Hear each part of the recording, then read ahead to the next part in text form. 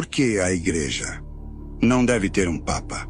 Não é normal que uma igreja inteira dependa de um só homem como autoridade máxima.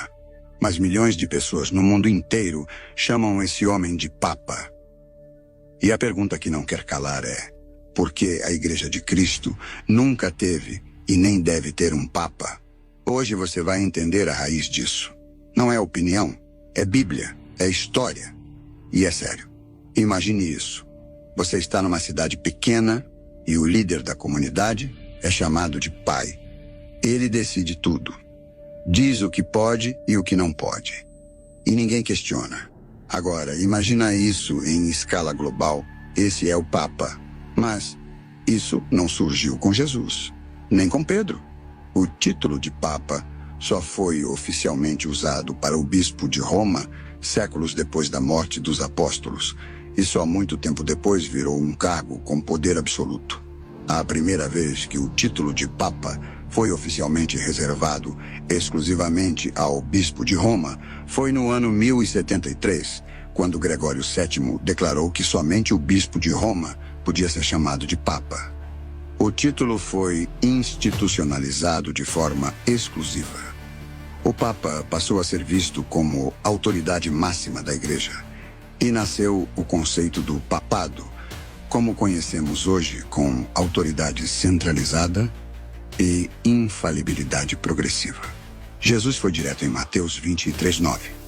A ninguém chameis de pai sobre a terra, porque um só é vosso Pai, o que está nos céus. E ele completa: nem vos chameis mestres, porque um só é vosso mestre, o Cristo. Ou seja, Jesus condenou qualquer estrutura que colocasse uma pessoa acima das outras em autoridade espiritual. Na visão dele, todos somos irmãos. Não existe o chefão da igreja. Existe o corpo de Cristo, com diferentes dons, servindo uns aos outros. A tradição criou o Papa, mas a Igreja de Cristo segue outro caminho. A autoridade máxima não é um homem, é a palavra de Deus. O Espírito Santo não mora num trono em Roma. Ele habita dentro de cada cristão verdadeiro. Os apóstolos nunca foram papas. Pedro mesmo se apresentou como presbítero, não como soberano da fé. Quem inventou o cargo de papa foi a tradição, não o Novo Testamento. E aqui vai uma verdade que poucos têm coragem de dizer. Quando a igreja coloca um homem no centro, ela corre o risco de tirar Cristo do trono. Isso não é só uma questão de doutrina, é uma questão de lealdade. A Igreja de Cristo não precisa de um pai terreno, ela já tem um pai celestial.